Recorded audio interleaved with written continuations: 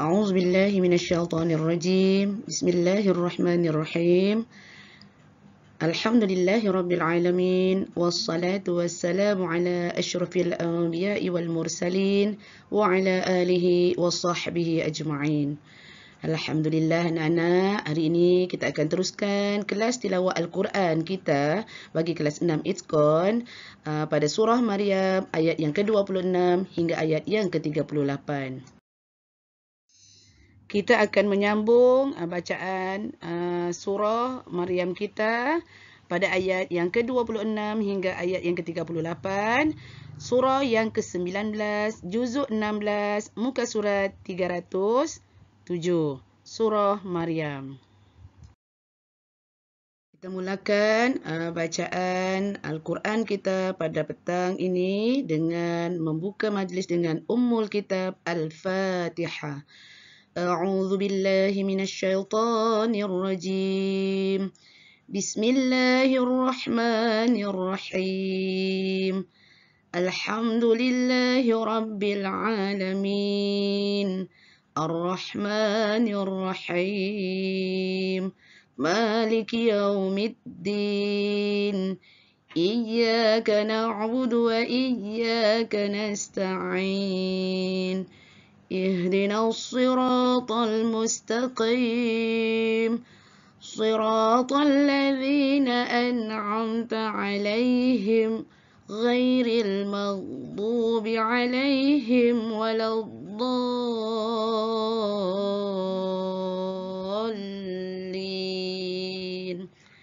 آمين. Seterusnya, marilah kita sama-sama membuka kitab Al-Quran surah Maryam ayat yang ke-26 hingga ayat yang ke-38 dan membaca surah Maryam bersama-sama bertajwid insyaallah.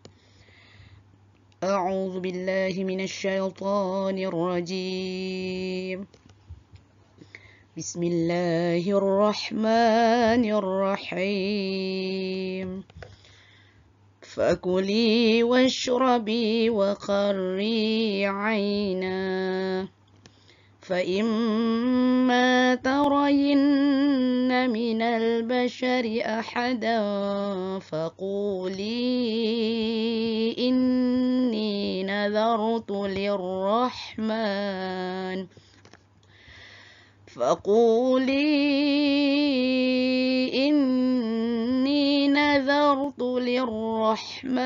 صوما فلن أكلم اليوم إنسيا فأتت به قومها تحمله قالوا يا مريم لقد جئت شيئا فريا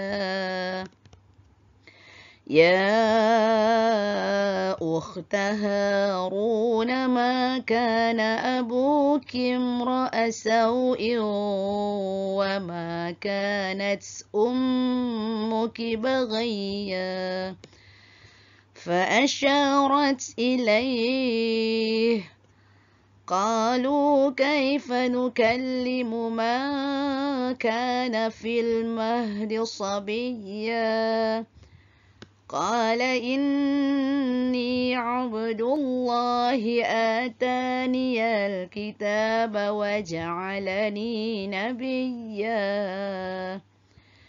وجعلني مباركا أينما كنت وأوصاني بالصلاة والزكاة ما دمت حيا وبرا بوالدتي ولم يجعلني جبارا شقيا والسلام علي يوم ولدت ويوم أموت ويوم أبعث حيا ذلك عيسى ابن مريم قول الحق الذي فيه يمترون ما كان لله أن يتخذ من ولد سبحانه إذا قضى أمرا فإنما يقول له كن فيكون وإن الله ربي وربكم فاعبدوه هذا صراط مستقيم فاختلف الأحزاب من بينهم فويل للذين كفروا من مشهد يوم عظيم أسمع بهم وأبصر يوم يأتوننا لكن الظالمون اليوم في ضلال مبين. Baiklah anak-anak, setelah membaca ayat-ayat Al-Quran surah Maryam itu tadi, marilah kita sama-sama mengeluarkan hukum tajwid yang terdapat dalam bacaan surah Maryam dari ayat 26 hingga ayat yang ke-38. Baik, sekiranya kita memandang kepada kalimah-kalimah Al-Quran yang ditunjukkan, pada kalimah faquli bertemu, iaitu huruf mad bertemu dengan huruf hamzah dalam dua kalimah. Apakah hukum bagi ayat tersebut? Okey, apabila huruf mad disertai dengan tanda panjang macam ni, bertemu dengan hamzah dalam dua kalimah. Kalimah yang pertama, faquli inni. Kalimah yang pertama adalah huruf mad bertemu dengan hamzah pada awal kalimah kedua. Huruf mad itu adalah berada di akhir kalimah pertama, bertemu dengan huruf hamzah di awal kalimah kedua. Jadi hukum mad yang terdapat pada bacaan tersebut iaitu mad jaiz munfasil. Hendaklah dipanjangkan bacaan dengan kadar 4 atau 5 harkat. Faquli inni.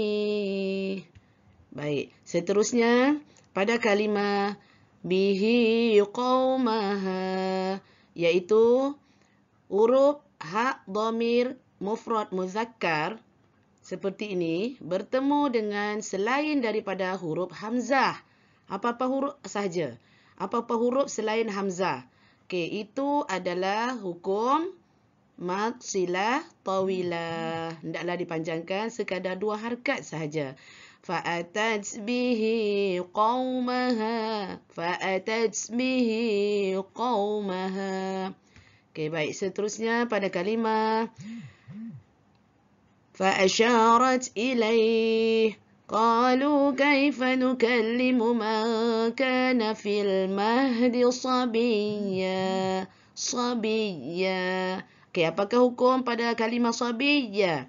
Okey, pada kalimah sabiyya, hukum mad yang terdapat pada kalimah tersebut adalah mad iwad, iaitu mewaqafkan. Waqaf artinya memberhentikan bacaan di akhir kalimah yang hanya pada baris 2 fathah saja, baris 2 atas saja. Jadi baris 2 atas ni akan dijadikan baris 1 dan ditambahkan alif, dipanjangkan 2 harkat. Mad iwad ya. Seterusnya, qala inni abdullah. Abdullah. Ba mati adalah huruf qalqalah. Apabila ada tanda mati, huruf qalqalah. Apakah arti qalqalah? Qalqalah bermaksud melantun. Melantun. Huruf qalqalah ada 5. Qaf, ta, ba, jim, dal. Dalam macam-macam cara untuk mengingati. Ada yang ustazah mengajar cara senang mudah nak ingat huruf-huruf qalqalah. Kutu di baju ataupun baju dah kotor. qaf, ta, ba, jim, dal. Jadi apabila huruf di antara huruf qalqalah itu ialah ba. Apabila huruf ba sama ada mati, berada di tengah, ada tanda mati, di akhir kalimah, berbaris ataupun bersyaddah, mempunyai beberapa bahagian qalqalah. Okey, kalau dalam ayat ni kita dapat perhatikan huruf ba ni sedia bertanda mati. Jadi ini termasuk dalam huruf qalqalah, qalqalah sugra, qalqalah kecil, iaitu mati dengan kadar kecil saja bunyi lantunan dia. Qala inni abdullah, abdullah, tanpa memutuskan bacaan. Jangan abdullah. Itu kurang tepat. Qala inni abdullah. Okey, seterusnya. Pada kalimah wabarra. Okey, apakah hukum pada kalimah tersebut? Hukum pada kalimah tersebut adalah mad iklab. Maaf Ustazah, iklab ya dekat sini, iqlab.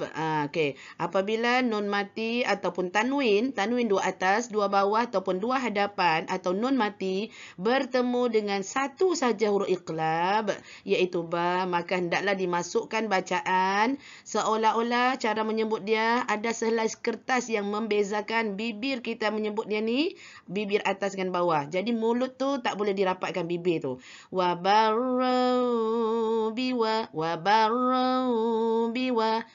Didengungkan dua harkat. Baik, beberapa hari lepas kita ada belajar, pada minggu sudah kita ada belajar hukum tajwid, iaitu idgham. Dekat sini kita telah menemui satu hukum idgham pada kalimah wassalamu alayya yawma wulidtu. Wulidtu, asal dia wulidatu. Wulidatu, dal mati dimasukkan ke dalam huruf ta yang ditemui dan diidghamkan, memasukkan. Idgham apa kat sini anak-anak?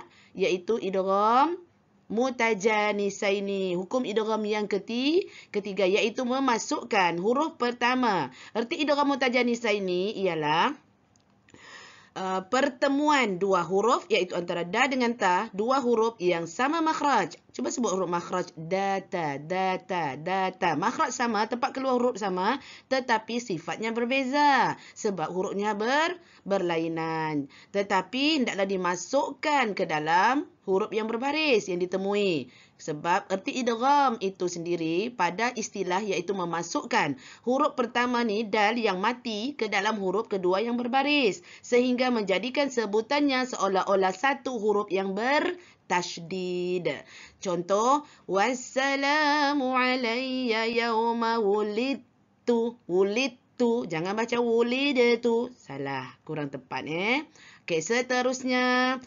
Idza qada amra. Idza qada amra. Okey, dekat sini kita dah temui tadi hukum tersebut, sama seperti dekat atas ini faquli ini, iaitu majaiz mufassil, iaitu huruf mad ya bertemu dengan hamzah dalam dua kalimah, dua perkataan. Seterusnya, fawailul lilladzina kafaru. Fawailul lil. Okey, tanwin dua depan bertemu dengan lam.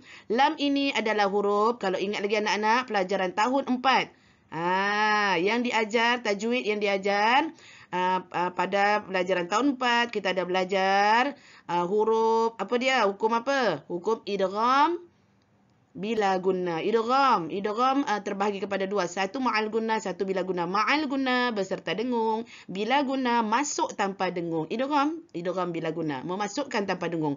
Fawailul, huruf idgham bila guna ada dua, lam dan ra. Jadi masuk, jangan didengungkan. Jangan baca seperti ini. Fawailul lil. Itu kurang tepat. Masuk saja tapi jangan didengungkan. Fawailul lilladzina. Dan seterusnya yang akhir sekali, iaitu hukum pada kalimah yauma. Apakah hukum pada kalimah yauma? Huruf waw mati sebelumnya berbaris atas, iaitu hukumnya mad. Mad. Pelajaran mad ni termasuk dalam pelajaran tahun 5 tahun lepas, iaitu mad Matlin. Apa makna matlin? Artinya baca dengan lunak dan lembut. Yauma wa absir yauma, lunak dan lembut, ya.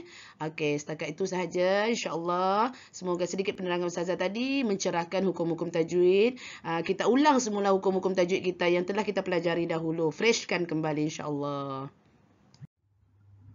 Sadaqallahul azim. Alhamdulillah, demikian tadi bacaan surah Maryam untuk pembelajaran tilawah Al-Quran kita pada hari ini dari ayat yang ke-26 hingga ayat yang ke-38. Alhamdulillah. Assalamualaikum warahmatullahi wabarakatuh.